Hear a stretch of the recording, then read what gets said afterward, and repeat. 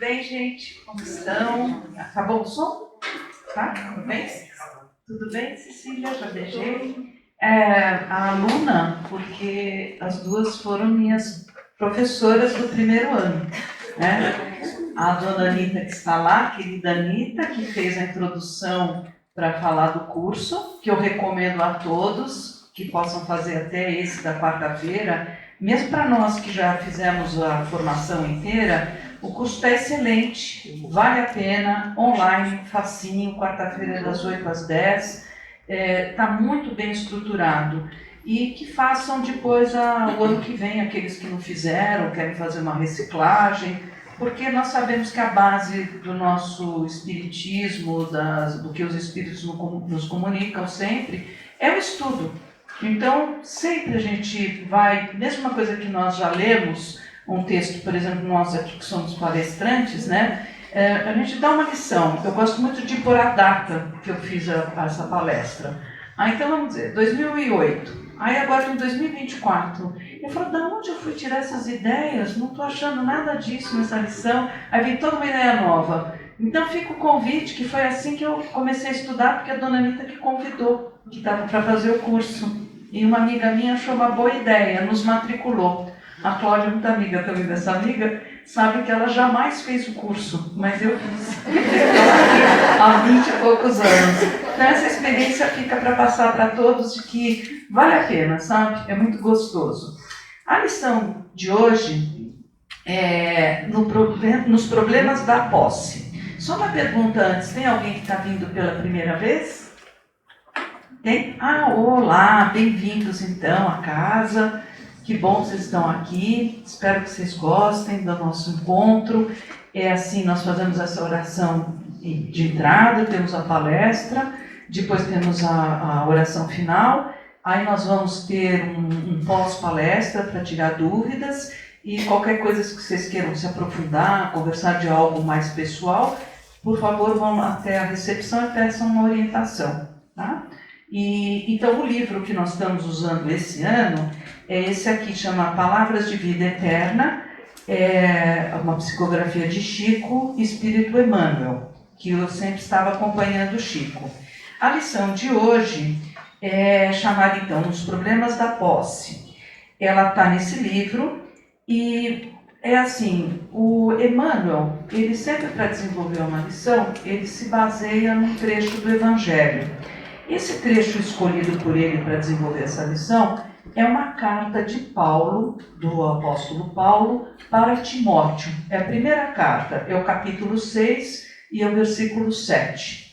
Então, começa com assim, onde ele se baseia. Pois nada trouxemos para esse mundo, nem coisa alguma poderemos levar. Interessante, né? A gente ouve um pouco isso, aqui, ali, mas aqui tem uma reflexão muito interessante. Só para a gente fazer uma contextualização, as cartas eram escritas porque era a maneira que Paulo poderia estar se comunicando e dando uma força e trazendo um momento de reflexão para essas comunidades que ele foi fundando, a igreja primitiva, que ele foi fundando em diversos lugares. Então essa era a forma possível. Essa é uma carta de exaltação a Cristo e pede fidelidade ao que Cristo nos ensinou, aos princípios de Cristo, aos valores, a forma de ser, a forma de estar, a forma de viver a vida. E tomar sempre cuidado com falsos profetas, pessoas que possam querer vir a deturpar o que Cristo nos deixou. Ele já está no final da vida, nesse momento, ele já está em Roma e logo a gente sabe que ele vai ser executado, né? Então é um momento muito especial e ele escreve com muito amor essa carta. É muito bonita a carta, é uma carta até bastante curta. Para quem quiser dar uma consultada, põe no Google, pega a primeira carta de Timóteo, é muito bonita. Então, assim, falando sobre Paulo, a gente agora vai pensar o seguinte, que na Bíblia, aonde Paulo consultou, né, onde Emmanuel consultou essa carta de Paulo, o subtítulo é A Verdadeira Piedade. Eu acho interessante porque a gente fala muito de caridade e nem tanto às vezes de piedade. E daí diz assim, eis o que deve ensinar e recomendar, palavras de Paulo. Quem não se apegar à piedade é para estar obcecado pelo orgulho. E aqui então faço um pequeno intervalo, um pequeno recorte, que é interessante que eu fui pesquisar no Evangelho segundo o Espiritismo, piedade. E tem um espírito que chama Michel, 1862, ele se comunica e fala o seguinte, no capítulo 13, que não sufocar a piedade, porque a piedade é uma expressão máxima de amor. Que a pessoa piedosa, ela pode ser caridosa, porque ela faz com que o coração dela esteja com o outro. Ela pode sentir a dor do outro, ela pode daí pensar o que ela vai fazer para ajudar esse outro irmão. E que, do contrário, se nós deixarmos endurecer essa parte nossa, nós ficarmos com orgulho, é como o orgulho estivesse naquele lado, vamos dizer assim, naquele guarda-chuva do egoísmo. E a piedade, a caridade, como se ela fosse, coloca aqui como se fossem irmãs. Eu até achei que pelo texto ele coloca a piedade como irmã mais velha da caridade. Fiquei com essa sensação. Mas aqui, então, tem na lição já onde se baseia isso, né? O Paulo fala claramente para nós termos a piedade para podermos desenvolver a caridade. E o Emmanuel começa a lição já com um primeiro parágrafo bem forte. Não encarceres, não aprisione o próprio espírito no apego aos patrimônios transitórios do plano material. Então, vamos pensar aqui, né? Essa lição, conforme a gente for vendo, é uma lição que, assim, é como um aviso. É uma lição assim, olha, não façam essas coisas, não dá certo. Não é nada disso que é esperado. Não se enganem. O que a gente pode não fazer para não tropeçar? Não ter essa forma dessa escolha errada. Emmanuel aqui nos alerta, ele vai falando, observa o infortúnio de quantos que se ligaram à paixão da posse. Aí ele fala, muitos não se contentaram com a própria ruína, convertendo semelhantes em vítima aos devarios dos outros. Ou seja, são palavras complicadas, mas muitos acabam até perdendo as suas posses ou entrando em grandes complicações. Mas nós temos uma tendência bastante humana, né? Ou pelo menos eu tenho, vou falar de mim, tá? Para não falar de vocês, que a gente adora terceirizar, né? Então a gente procura alguém que fez algo para nós, né? E muitas vezes a gente tem que pensar, bom, mas qual foi a minha contribuição? Claro que tem muitos infortúnios, mas muitas vezes a gente contribui também. E assim ele vai pondo assim de não julgar as pessoas, não presumir os mandantes exclusivos de autoridade que fortalecem a violência. E ele vai falando como nós temos que aproveitar então esses nossos bens de uma forma mais generosa, mais inteligente. Ele fala tudo no negativo, eu estou trazendo para o positivo. Aí me remeteu àquela parábola dos talentos, que é uma parábola, vou falar resumidamente, mas que é interessante. Um proprietário de terras, vamos dizer um fazendeiro, ele vai viajar, uma viagem longa, né? Bem longa, tal, aquelas viagens da época, né?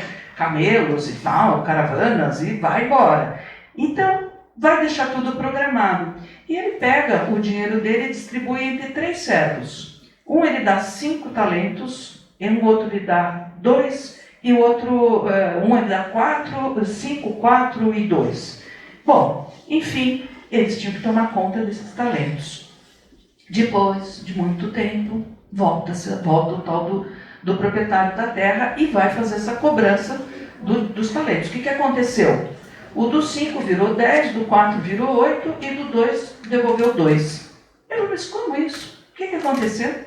Não dei isso aí para você poder cuidar desse dinheiro, tudo, né? E ele fala, mas eu sei, começa a pôr culpa no outro. Eu sei que o senhor é muito severo, muito bravo, bravo e que o senhor assim chamou o cara, enfim, também de não ser muito correto. Então achei o melhor enterrar e devolver.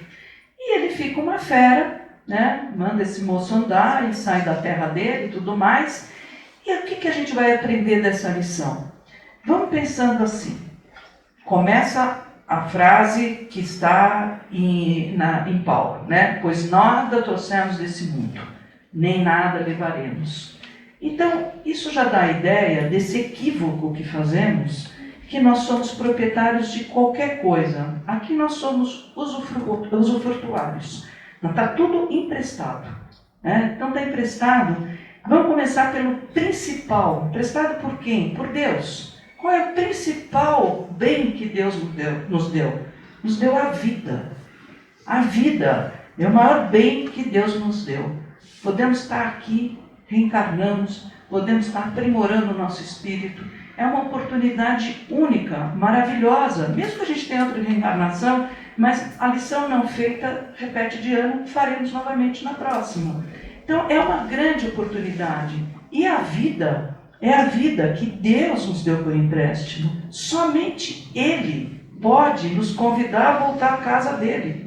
Nós nunca podemos pensar em abreviar nossa vida, abreviar as nossas responsabilidades aqui, o que nós viemos para fazer. Então esse é um dom, o dom da vida. E Ele deu outros dons, né? Dons espirituais para muitos, a mediunidade, que é muito legal, muito bacana, também não é nossa, também é um empréstimo. Então a gente às vezes admira uma pessoa, a pessoa dura quando a pessoa também se admira, aí é que fica complicado, né?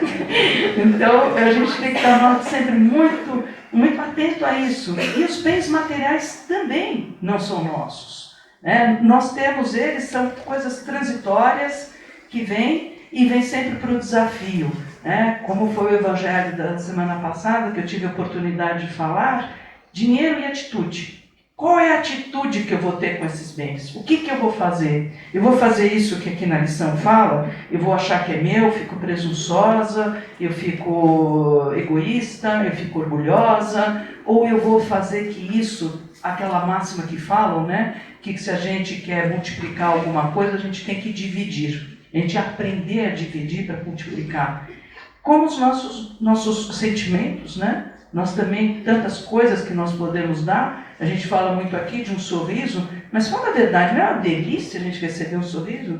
A Maninha chegou aqui e falou, já recebi tantos beijos hoje, né? É uma delícia isso, né? Esse carinho, esse amor, essa espontaneidade.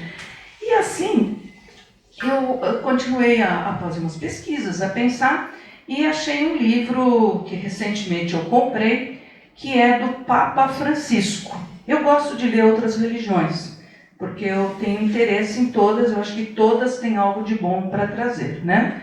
E ele trouxe uma ótica de algo que é harmonia e caos. Dentro disso que nós estamos falando, eu vou juntar para a gente poder entender o que eu quero dizer. Então aqui ele fala sobre dinheiro e sobre posse, nesse capítulo, e ele fala assim, que as coisas quando saem da harmonia, elas geram caos. E o caos gera violência, o caos gera discórdia, o caos gera toda uma confusão.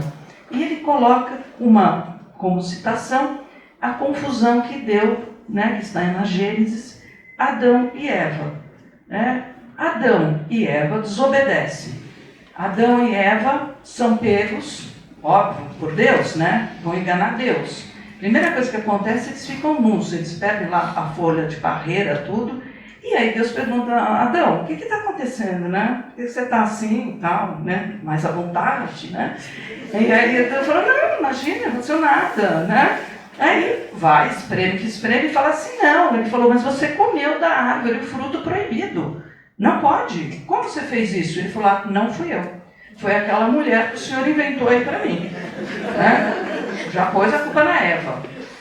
Foi falar com a Eva falou, não fui eu, foi aquela serpente que o senhor pôs aqui. A serpente convenceu, e aí eu conversei com Adão e a gente comeu, mas a culpa é da serpente. Bom, muita decepção para Deus, naturalmente, coloca todos para fora do paraíso, Só Adão e Eva, a cobra vira cobra, a serpente vira um bicho que vai rastejar. Então aqui ele coloca uma primeira discórdia, uma traição, algo assim que, como que a gente não tem um pingo de cumplicidade, no sentido de, vamos assumir a culpa juntos, né?